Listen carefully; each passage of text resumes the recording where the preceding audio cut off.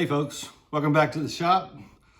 Today we're going to do something a little bit different. Not loading anything today, but I'm gonna try this and we'll see how it goes. I'm gonna call it what's in the box. And what I'm gonna do is be getting factory ammo that is either available, maybe some that I've got that somebody else may have. And I'm just gonna break it down, pattern it, and see what we got. I'll be doing things like weighing the pellets, making sure the load is what it's supposed to be, see what kind of wad they're using, powder charges, what type of hull, straight wall compression, and all this kind of stuff. So be kind of neat, I think.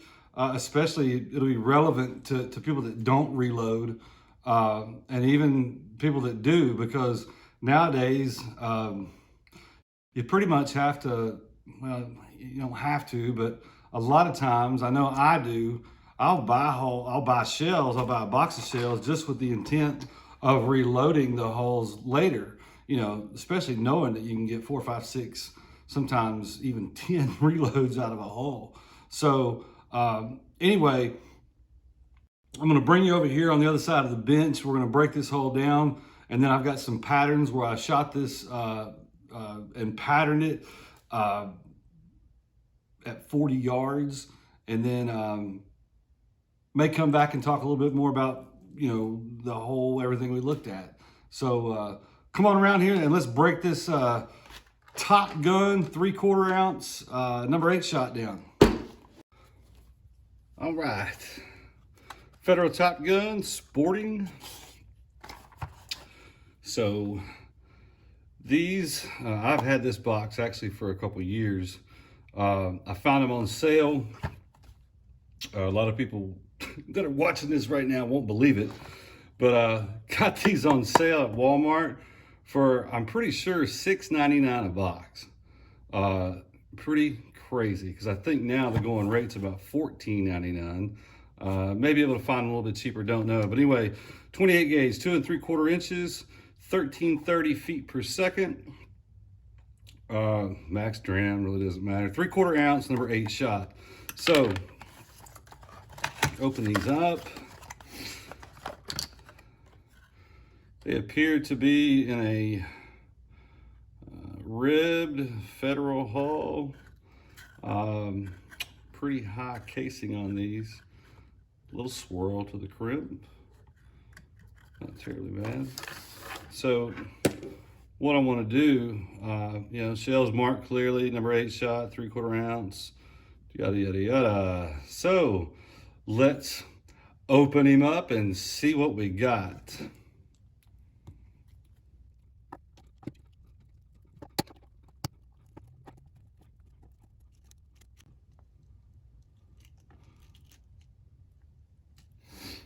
All right, there's it's full lead shot, that's for sure. Let's get the scale out here. So, see what we're looking for.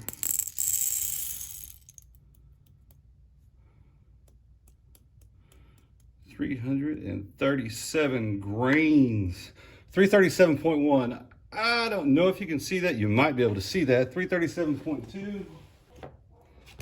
So we are a little heavy on shot. Hey, I'll take a little bit more shot than not enough. I don't know if you guys can see this. Some of this shot is discolored a little bit. They came from 2 different batches, who knows. Let's get it on the plate. Let's just try to compare size. All right. I have heard, and I've actually seen kind of what we're looking at here.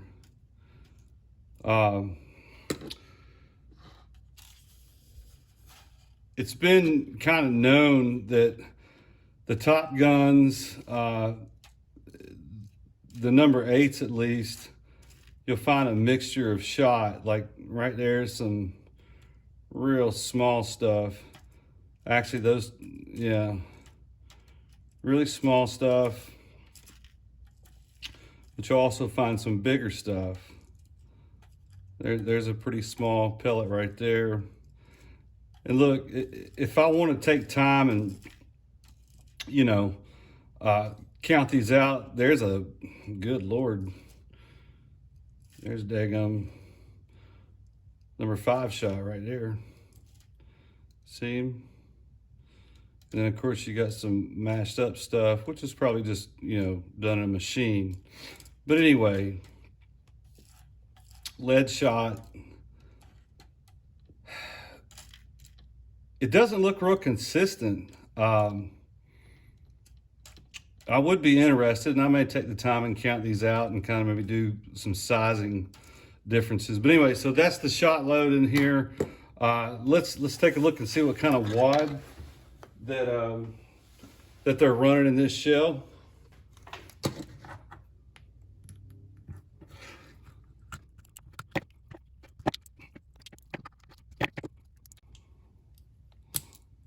All right. So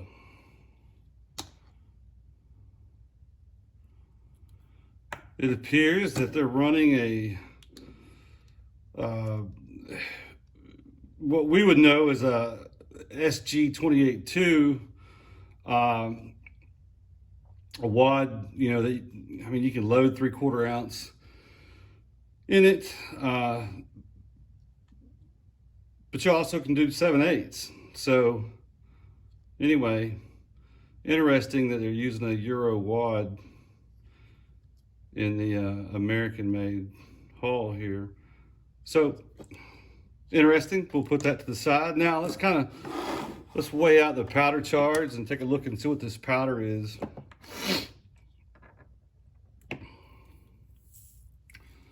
All right, we got flakes.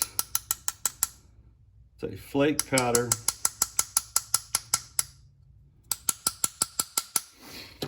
And it looks like I got every bit of it out of there. 17.4 grains, okay? So 17.4 grains of flake powder. Inside the hull appears to be a plastic base, which is interesting.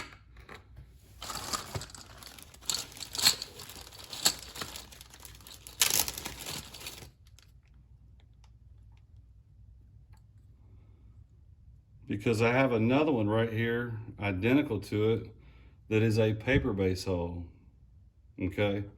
But anyway, plastic base. So this straight walled hull,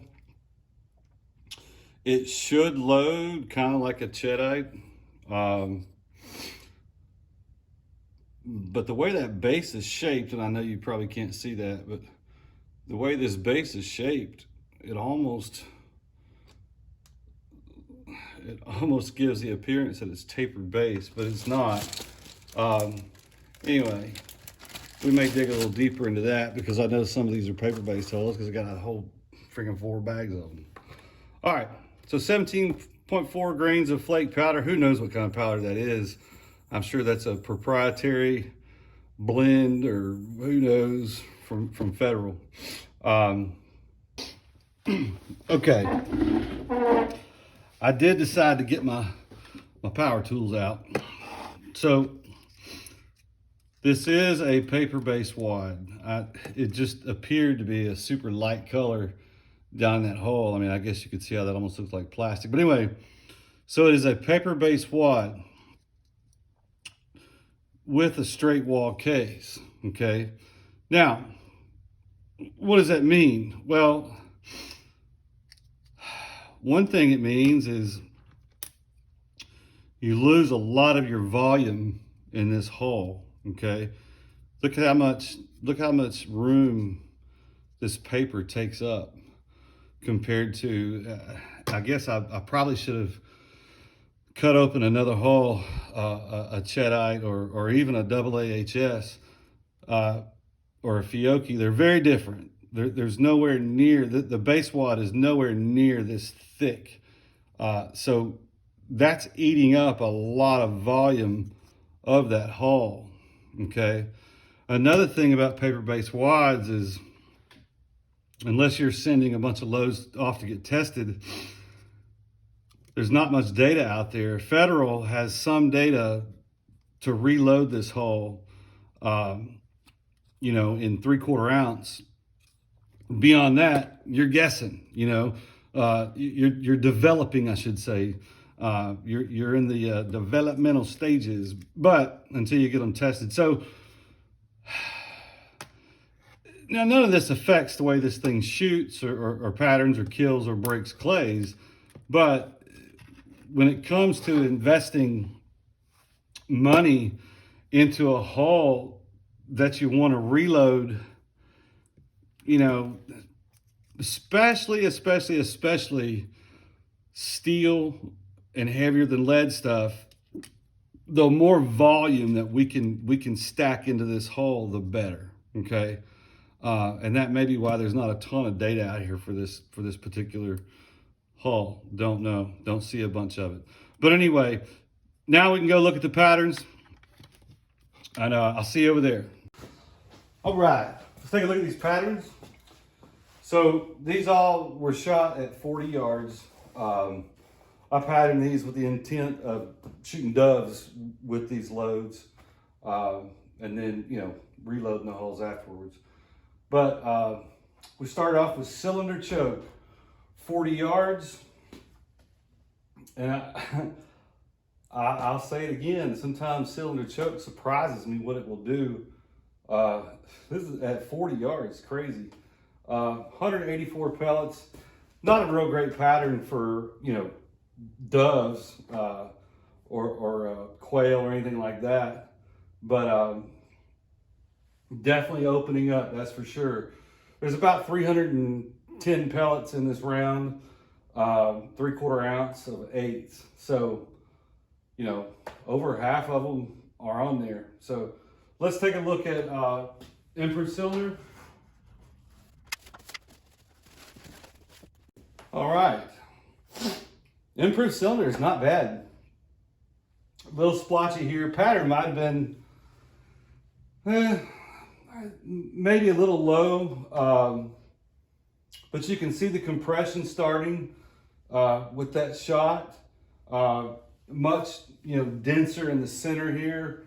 Still obviously got some flyers. 241 pellets on the whole entire page. So there's, you know, there's a lot of pellets that are just out there somewhere, but again, that's not terribly bad for improved cylinder at 40 yards. So let's take a look at modified.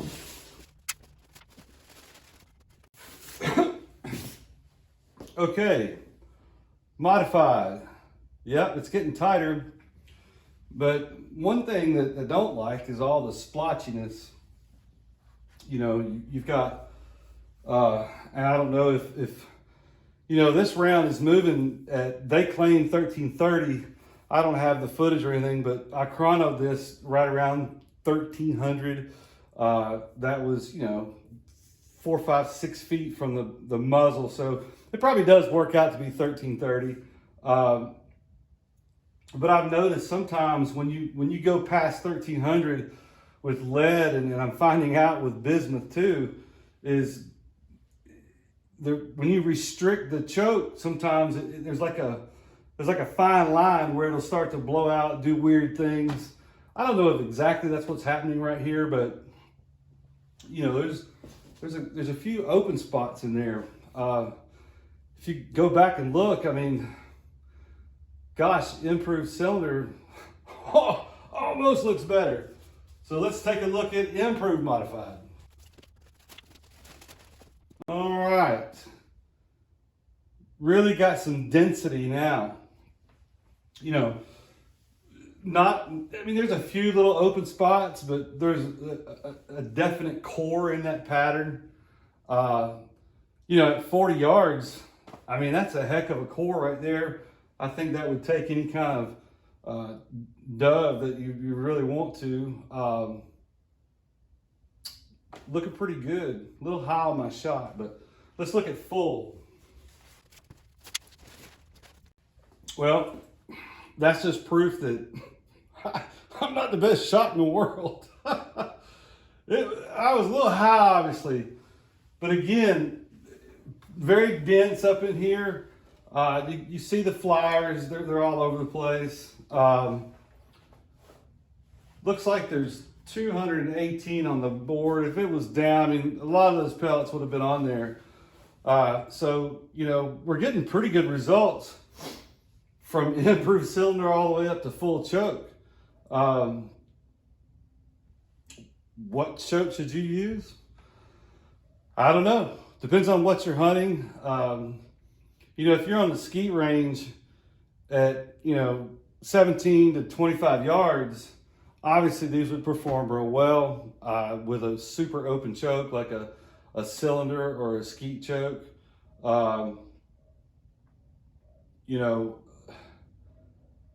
I'd be interested to see what this does in bigger shots, 7.5, 6. I don't have any of those. But anyway, Top Gun, 3/4 ounce, number 8 shot. We'll go back to the bench. I want to talk to you a little bit about reloading this hull and some of the experiences that I've had. So I'll see you over there. Okay, what do you think about those patterns? Not bad, really, not bad. I mean, I've patterned a lot of lead stuff, and I mean, it's patterning and reacting just about like everything else, especially at those velocities, anything over 1,300 feet per second. It gets real iffy, especially at range at 40 yards. So anyway, one thing I didn't mention is the gun that I used to pattern these loads was the Pointer Phenoma 28. So that was the gun. I was using, all the chokes were factory flush chokes, no exotic chokes, no extended chokes or anything like that. So, I'm sure that you could get very different patterns if you used a extended high-end choke or whatever. Now, one of the things I want to talk to you about is I did count the pellet count in this load, and there was 310 pellets and 337 grains a shot. So it averages out to about the right number of shot for 3/4 ounce, but for number 8 shot. But there's there's a few grains more shot. So it's just interesting. And also, I didn't measure the shot with a caliper or anything, but you have to trust me when I say this. There was several shot in there that were number 9, if not smaller. There was several shot in there that could have been probably number 6 shot. So it's almost like you had a conglomeration of shot in this shell. I don't know if that would, hurt the effectiveness of it for whatever you're trying to do, especially skeet or target shooting. It wouldn't matter at all. I don't know how much it affects me patterning this stuff. But I've seen online where people have had success with it. Now, here's one thing that I do want to talk to you about with this hull and reloading.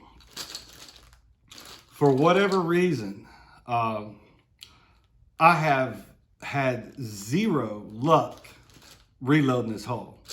I pulled data from Federal. It was a 3/4 ounce load. And I worked up a 7/8 ounce load with the paper-based hulls. And let me kind of go back. The 3/4 ounce load I was going to dove hunt with. That was going to be my, I was going to, hey, these are going to be my dove shells, just because of the different hull color and all that kind of stuff. I can differentiate everything. And so I loaded up literally about 4 boxes of these things. Went dove hunting, and my gun would not cycle these. It would it would not feed the round into the chamber. Never really had that issue, and it wasn't so much the brass or the base of the hull. It's the thickness of the hull itself. Very strange. So I put these things back in and resized with the collet resizer. The collet resizer on the 9000 is supposed to be the cat's meow about resizing. It's supposed to be very good, even known to shrink crimp pockets back down, you know, but that didn't help. The crimps that I get with these are less than desirable. We'll put it that way. And look, I'm not going to claim to be the best reloader in the world, but I tend to be able to put a shell together. You know what I'm saying? That works. So being paper-based, having low volume, you know, not being able to crimp, not that I have a semi-autic that these things will run through, they're not the best shells for me to reload. And I guess at the end of the day,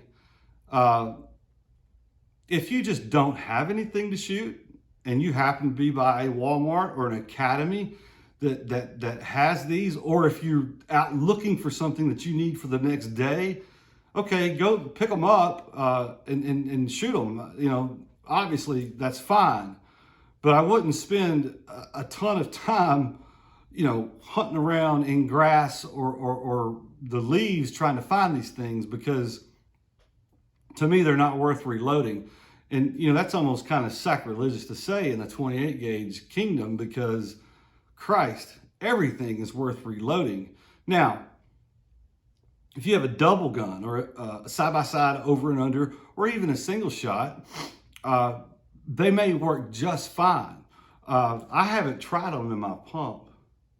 I don't think I ever did try them in my pump. Maybe I need to load some up and try them in my pump and see if they work in the pump. But anyway, I haven't had real good luck. Another thing too is the base of these hulls is it's steel, but it's brass or copper washed. And man, if you just touch these things and you don't wipe them off, they will rust and corrode rapidly. And that could be a part of the feeding issues too. But I don't know. Here's the thing.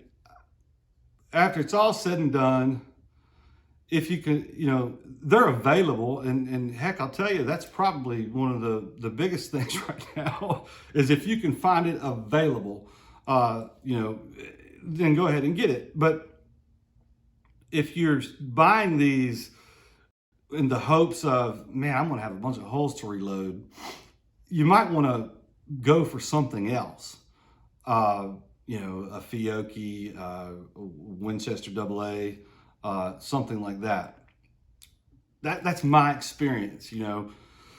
Again, I see other people that say, hey man, these things are beautiful when I load them up. And maybe they've changed, you know, maybe they've changed the material of the hull or something since 2018 or 19. That's when I picked these up. I'm pretty sure it was like 2019.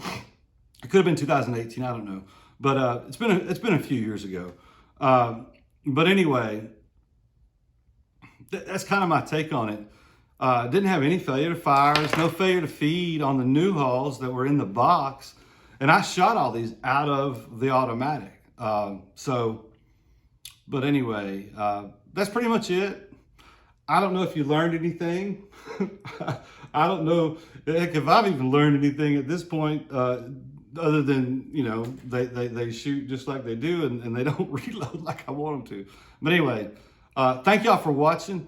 If you want to see more videos like this, hit that subscribe button down there to the bottom right.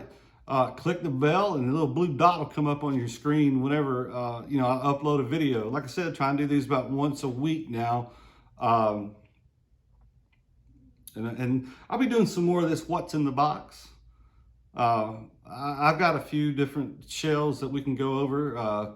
It's interesting to see, you know, how they're put together. Interesting that these are using a Galandi European wad. Isn't that interesting? But anyway, thanks y'all for watching, and we'll see you next time.